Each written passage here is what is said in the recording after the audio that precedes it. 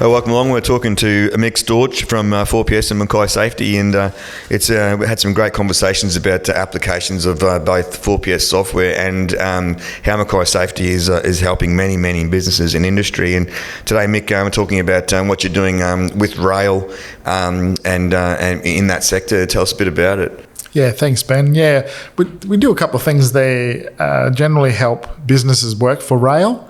So the small, medium guys working for the rail services company, doing sort of repairs and earthworks and things like that. And then also down to, we've done a lot of long-term work for a signal supply company that does in construction type work. So basically they install the signalling systems and things in that. So we've been working for them for many years, and that's been from all the way from Bowen, even the new project up there with Bravis, all the way down to Rockhampton, Jeringa. Even we had people down in Adelaide. Basically, we were doing like a safety support services, so helping the principal contractors that manage all those things to basically give them site safety services. Excellent, and there is a lot to it. Everything from accessing, egressing through to radio protocols. Do you help with all that sort of stuff? Yeah. So again, it's just making sure they get the systems and stuff in place.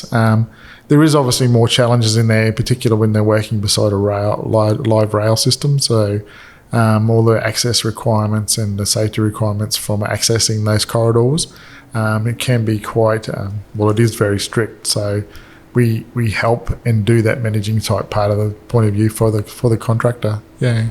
Awesome, and it's interesting in the fact that sometimes it's underestimated just how much rail action is in our region. It's massive, mate, and yeah, we've been working in rail now for it'd be over 10 years type thing with that one particular contractor essentially, that we've worked all over central Queensland, and then all of a sudden we were also working in Adelaide, and some of those projects were all running at the same time. So yeah, and then eventually, you never know. There's more capital cities. There's a lot of rail work that goes on down there, and locally there's probably enough work for everybody anyway, and that's why we sort of help those small guys that are sort of doing work for the rail work now. So.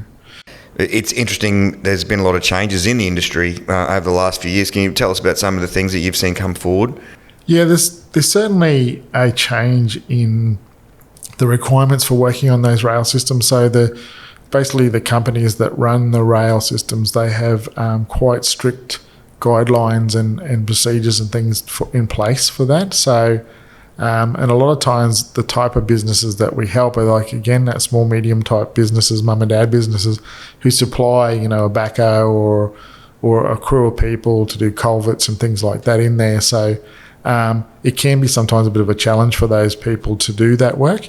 And so we just basically, understand what the requirements are, understand where they're at, and then sort of bring the two together and so they can basically do the job. It's great, again, seeing you help businesses in that sector improve, and not only improve, but deal with very large companies. So congratulations, Mick. It's been great to have you along. Awesome. Thanks very much.